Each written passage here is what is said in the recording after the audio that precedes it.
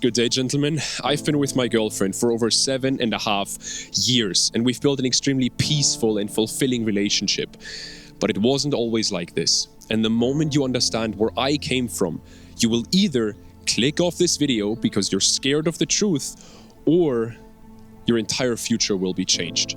Because maybe right now you're in a relationship, but you've already kind of accepted that she will break up with you eventually. Or you've just gone through a breakup or some girl ghosted you again and you're just done with all this bullshit. Look, maybe there is no hope for you. Maybe you are done. Maybe you should give up on relationships. Maybe you should also give up on the business you want to build or the house you want to own. And the truth is, man, do it. It's just gonna make everything so much easier for me, because then there's even less competition. And if me saying this does not piss you off, then please go watch some man-child red pill podcast and cry about how bad the dating market is and how hard life as a man is. You don't belong here.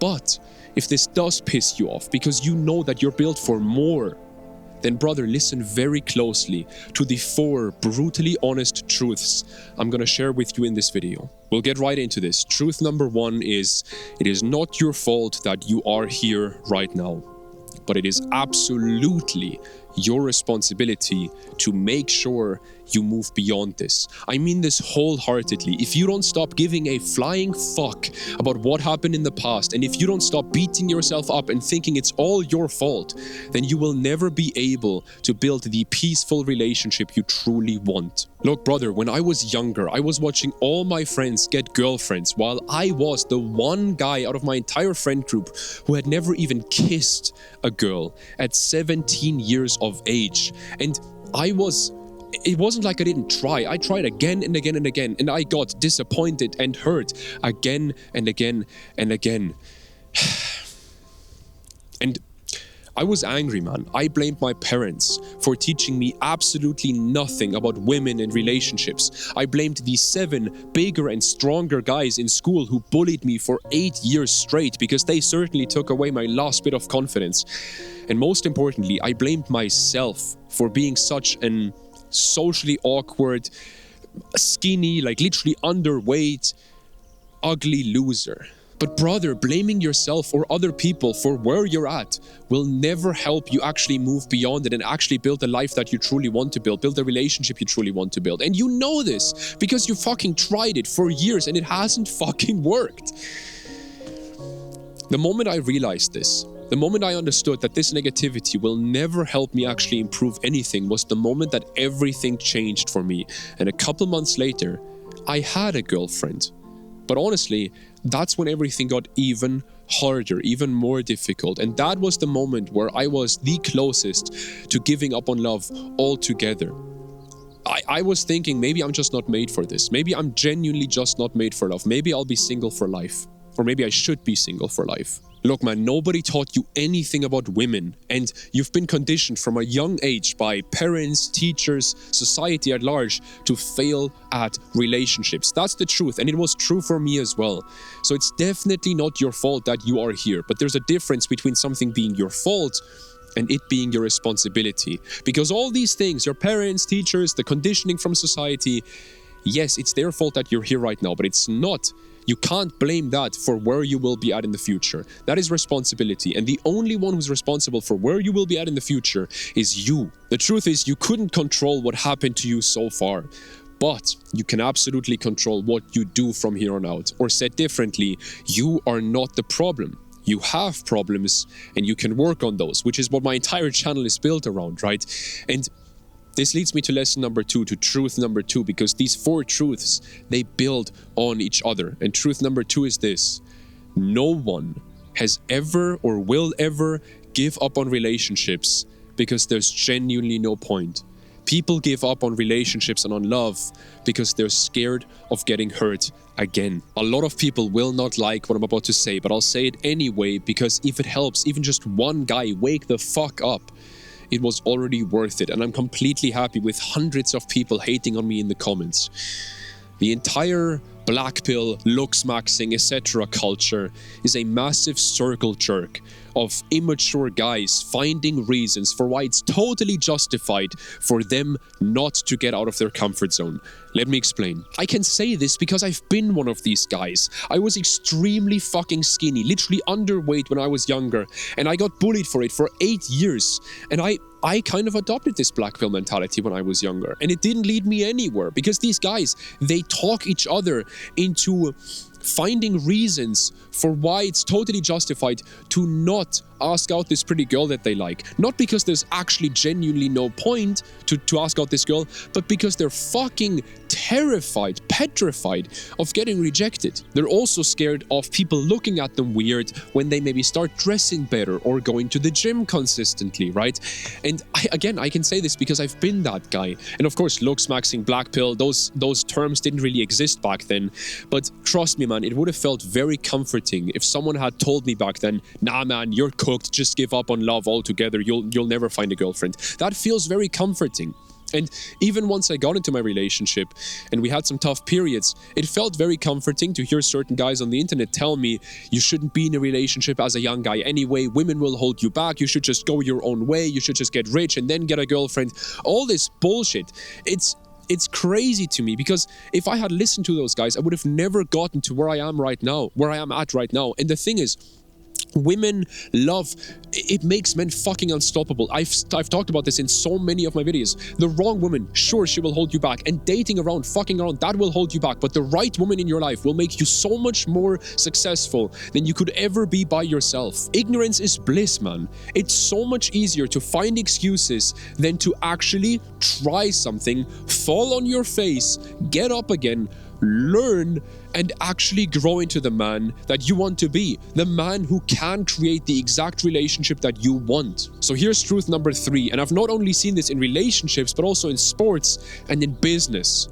Everyone has excuses.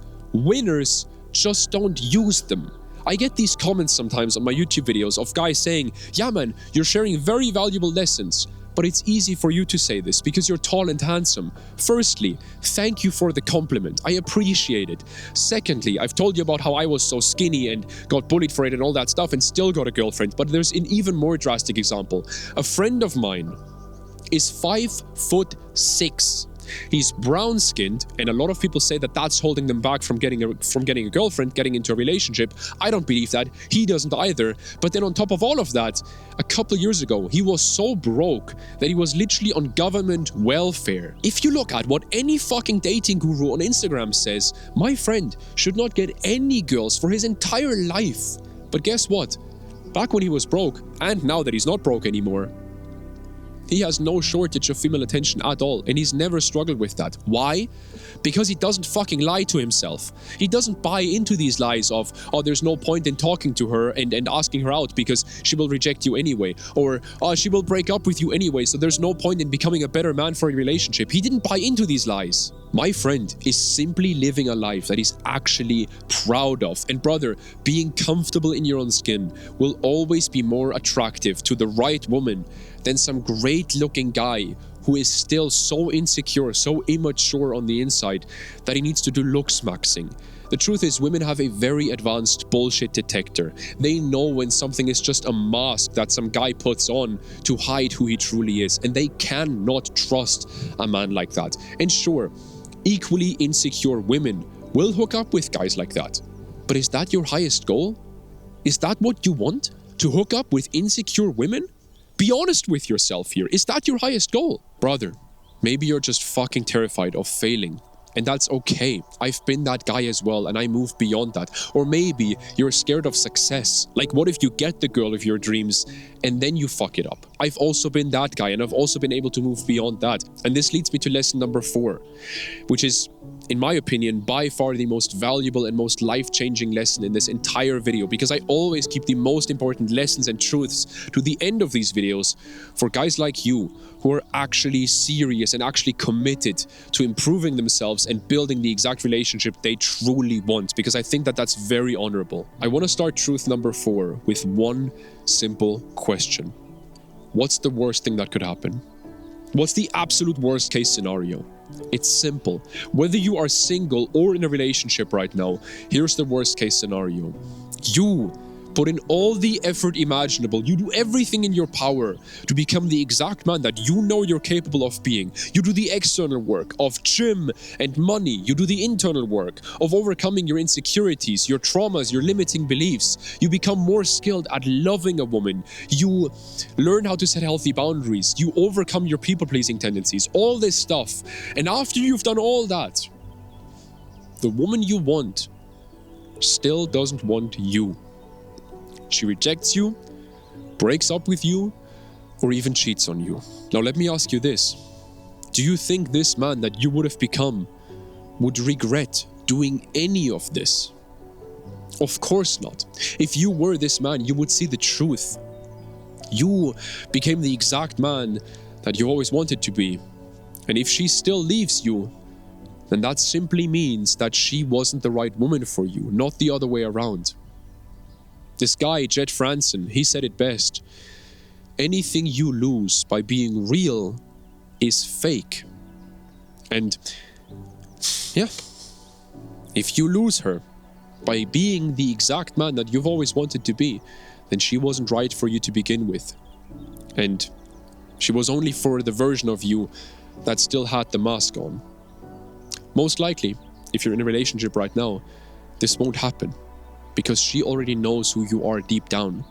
There's a thing called feminine intuition, and it's very fucking real. Women have very good intuition. She can see through your mask, which is why she doesn't trust you, because she can see that your insecurities lead you to putting on that mask, and she can't trust an insecure man. But I want to go even a step deeper on this, because relationships are a fantastic mirror in this way. They show you what kind of man you are. Timothée Chalamet, who I've come to respect more and more for his pursuit of greatness, he said it very well. He said something along the lines of, life doesn't come at you, it comes from you. And it's the same exact thing with relationships. You get who you are. Who you are is what you will have. There's this concept of be, do, have. Being, doing, having. And this is not some woo-woo law of attraction bullshit. I'll explain this for you. And to explain this, I'll use my best friend as an example. Because he has a very similar past to me. There's actually a photo of us with our entire school class when we were like 9 years old, where him and I were the smallest boys in the entire class. And last year, my best friend achieved his highest goal that he's had for years. He became a professional athlete, not just any professional athlete. I'm talking national team. Do you know how fucking crazy that is? So back to be, do, have. Most people have this backwards. They think have, do, be. Let me explain. They essentially think they have to have something that allows them to do something, and then they become someone. They are someone, right? For example, they think that they have to have rich parents, and they allow them to do certain things that then allow them to be wealthy, right? But this is backwards. So how did my best friend actually become a professional athlete? Well, certainly not by having all the requirements that he needs at the start. No, he didn't have any of them. So what did he actually do? Well, at first, he adopted the identity of a professional athlete, which is being. Right? He already saw himself as a pro athlete, even though he wasn't one yet. So what did that lead to? That's the first part of the framework, right? Being. What did that lead to? The second part of the framework, doing. He lived, trained, ate, slept like a professional athlete for years. And what happens if you do that? Simple. You become a professional athlete. You have, at the end, exactly what you want to have, which is the third part of the framework. You have it. Be, do, have. This is pure fucking logic. So how does this apply to your situation? Well, if my friend didn't believe he could be a pro athlete, would he have done what it takes? No, of course not. Why would he do that? If he doesn't believe that he can make it, it would have been wasted effort. So for you, if you believe that this girl that you find attractive will reject you, then why would you go talk to her, right? Or if you believe that your girlfriend that you're with right now will break up with you eventually anyway, then why would you put any effort into the relationship, right? But what happens then? Well, with the girl that you find attractive, that you think will reject you anyway, you don't talk to her, meaning you reject yourself first. Meaning the outcome that you don't want to happen, you being single, happens. Because you don't even speak to her. With the girlfriend that you think will break up with you eventually anyway, she will break up with you. Not because you're dumb or because she doesn't love you, but because you think she will break up with you, so you don't put any effort into the relationship. And then if you don't put any effort in, of course she will break up with you. Again, pure fucking logic, right? And in the end, the thing that you were scared of happening happens, but you're not self-sabotaging on purpose. Most of the time, you don't even realize that you're sabotaging relationships. And you're not alone with this. I've struggled with this myself for years, and thankfully, I've been able to overcome this, which is why now I'm in such a fulfilling and thriving 7-year relationship. And because I've overcome this, I was recently able to film an episode for you where I help you understand why you keep sabotaging relationships and how to stop, how to overcome this for good, so that you can actually create and build the exact relationship that you truly want. You can go watch this episode right now, and I'll talk to you soon. Have a great day.